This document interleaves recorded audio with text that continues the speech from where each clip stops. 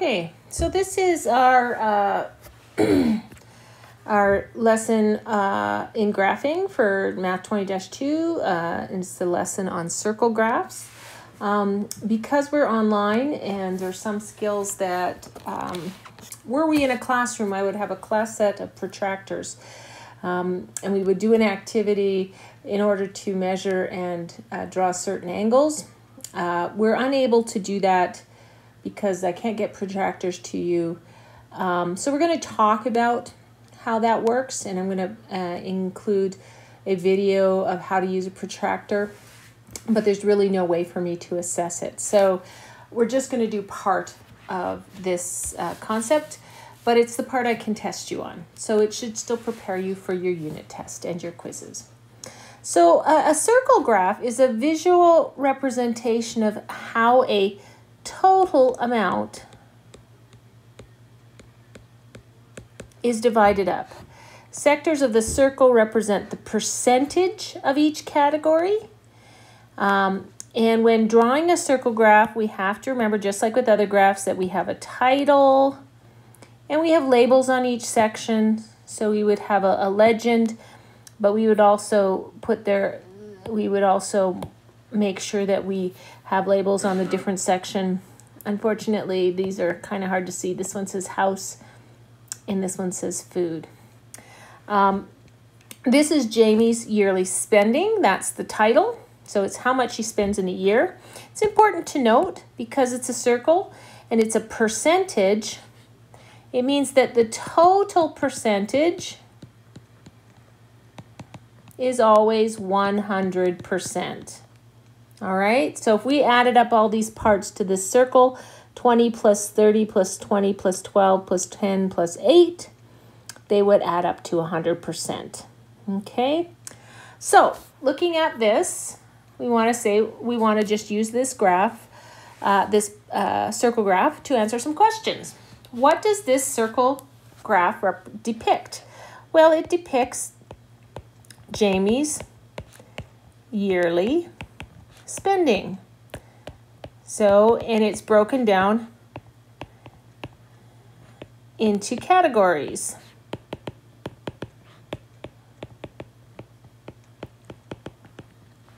What category does Jamie put the most money towards?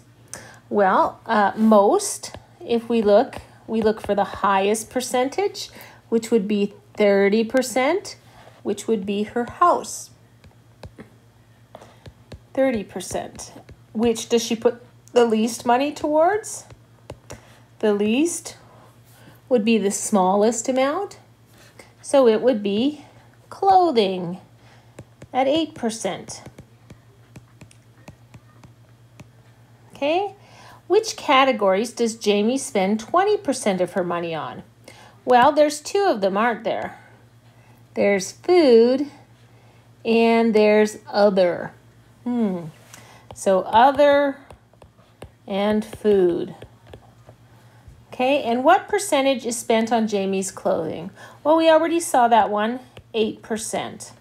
Okay, if Jamie earns $40,000 this year, how much money does she spend on each of the following? Well, we have the percentages. So what we do is we take that percentage, 30% for housing, which is equal to 0.30. Remember, we divide by 100. We times it by 40,000, and we'll get 12,000. So she will spend 12,000 on housing. Food, well, same thing. We look at our graph. We had 20%, which is equal to 0.20. Times 40,000 equals 8,000.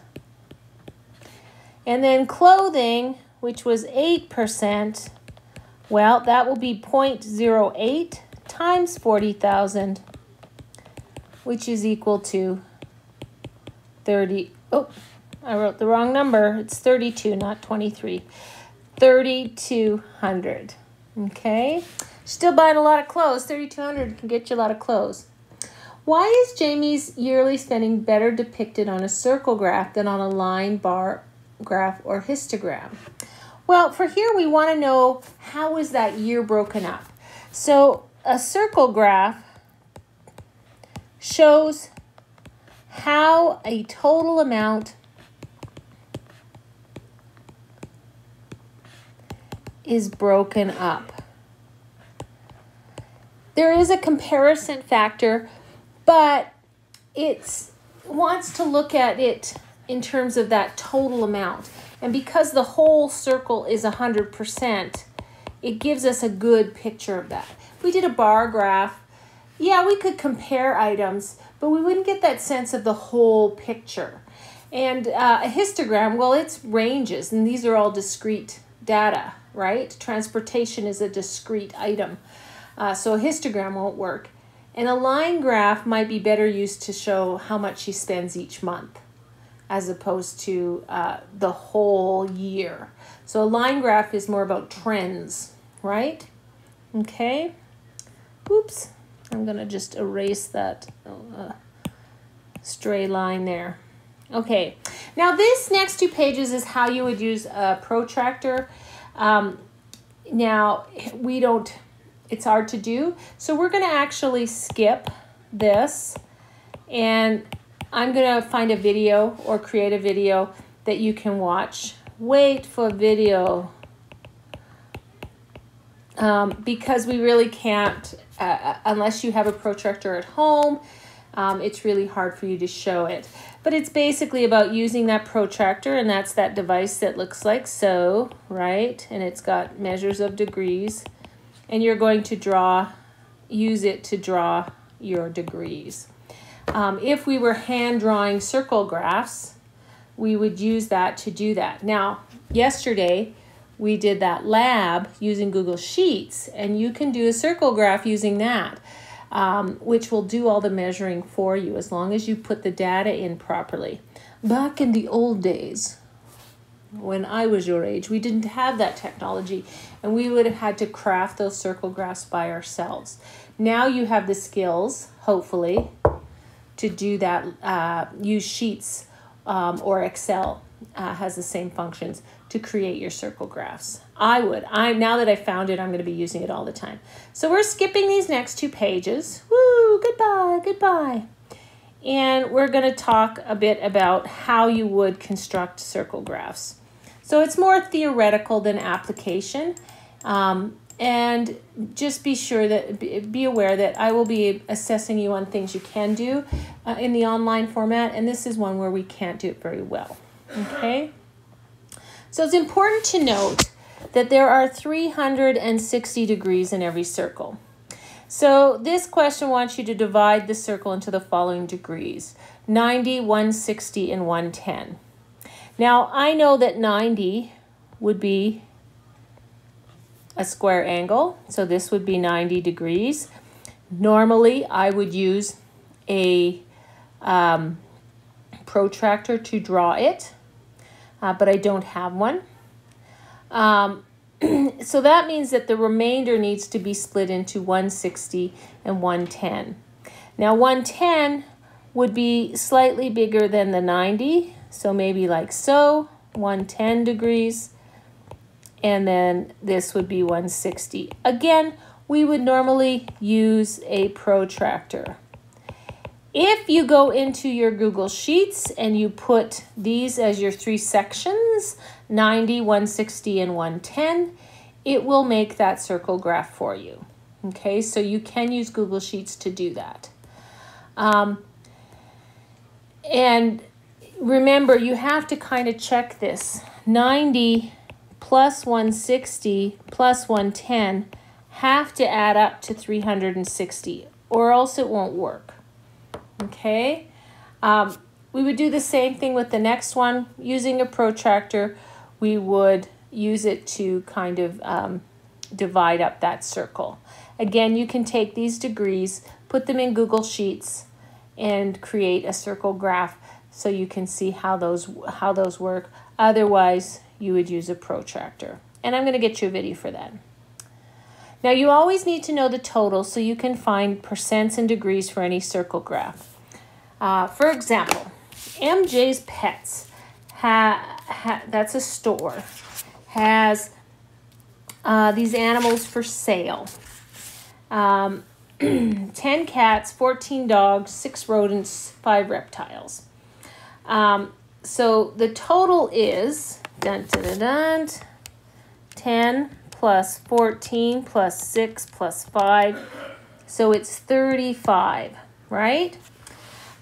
So if we want to know the percentage and then figure out the degrees, what we would do, so for the cats, they have 10. 10 out of 35 times 100% is, well, let's do that math. I jumped in without thinking about the math. 10 divided by 35 times 100, and we're going to round.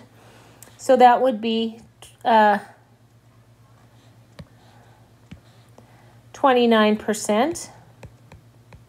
Okay. For degrees, I changed that to decimal, 0.29 times 360, and that would be, 103 degrees. Okay. We can do that for the rest of them. So we can do this work. It's just the actual drawing of the circle. If we have the dog,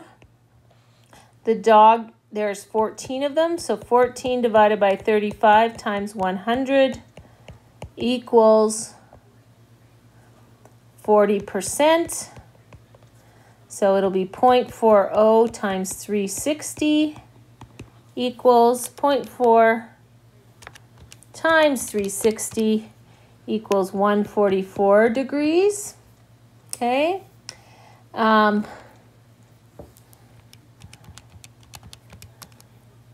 I made a mistake on the first one. It's actually 104. I think I typed a number in wrong. This is 104 degrees. Then we've done dog and cats. We've got rodents, which are 6 rodents. So 6 divided by 35 times 100% equals 6 divided by 35 times 100% is 17%. So 17% times 360. So that would be 0.17 times 360 equals, I just want to check that, 61 degrees. And then reptiles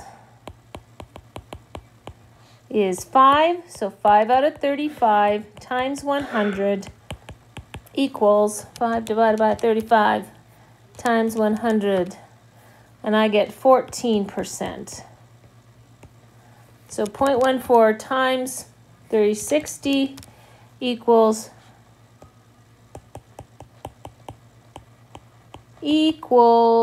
50 degrees.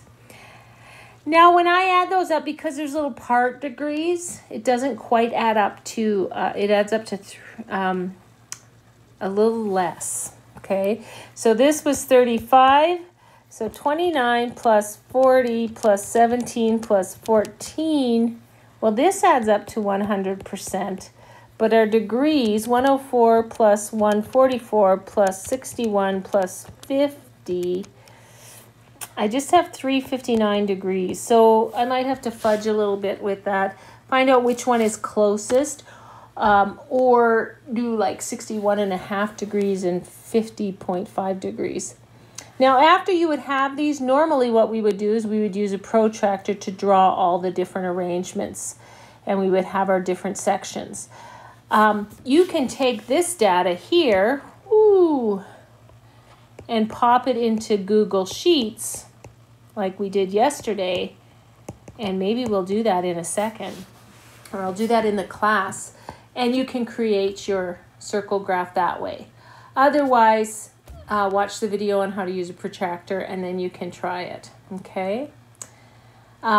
So it's one of those things, just the limitations of online learning, okay? Here's another example. Students at ABC High School were surveyed to find out what type of part-time work they had. So we have these different situations. We got to add up our total. So 200 plus 250 plus 50 plus 150 plus 100. So the total is 750. That's how many students there are. So this should be right here. So we have restaurants, clothing, electronics, volunteer, and then no work, just school. So we put our amount in: 200, 250, 50, 150, and 100. And now we can start to figure out the rest. So you should be able to figure out the number of degrees and the percent, even if we can't do the protractor work. So the percent is going to be 200 divided by 750 times 100% equals. So 200 divided by 750 is 27%. Then we have 250 divided by 750 times 100. I'll make it a little bigger so we can see it. Equals 250 divided by 750 equals 33.333 repeating. So we'll say 33%. 50 over 750 times 100% equals, so 50 divided by 750 times 100, I get 6.6666 repeating, so we're going to say 7%. Then 150 over 750 times 100 equals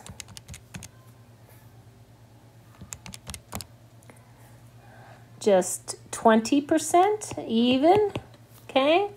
And then 100 divided by 750 times 100% equals.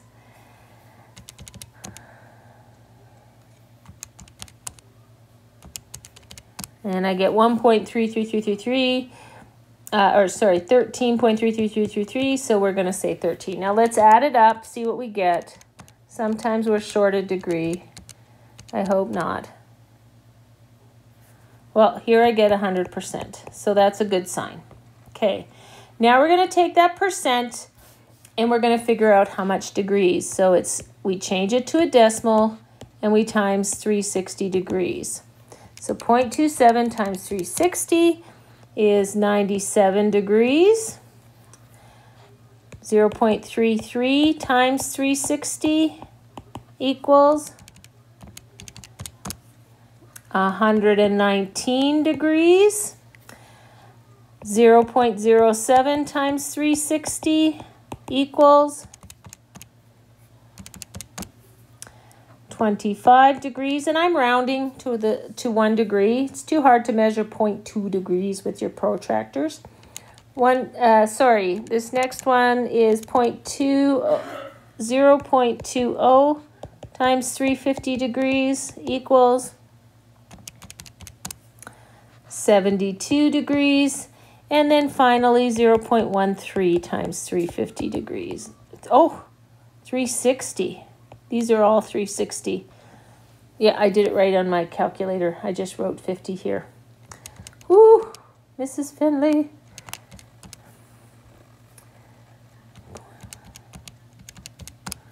And here we'll get 47 degrees. Now let's add them up, see what we get. 97 plus 119 plus 25 plus 72 plus 47. And I get exactly 360 degrees. So again, back in the old days, you would start with a line. You would use your protractor to draw the first one, then the second one, and the third one. Here, today, you can use Sheets, Google Sheets, to create your circle graph, like we did in the lab yesterday, okay? Or watch the video on how to use a protractor, and then you can do that. Now, there's some practice here. Feel free that when it wants you to draw that circle graph, that you can put your table of data into Google Sheets and create a graph to answer the question using Google Sheets. I don't need to see the Google Sheets, but it's going to help you answer those questions. So when you get to questions like, well, it even kind of goes into graphing with technology here. so you can kind of work through those questions. Yeah, so you don't even have to create a circle graph, but you might during the graphing with right here, graphing with technology. Now that you know how to Google Sheets, you can do that. Use that to do it. Okay, and that's our graphing unit. I'll make sure that all the questions that I ask you on your unit tests and your quizzes are ones that you don't need a protractor to do, and that you would have had practice. We've done some practice there with the degrees, so that you should be able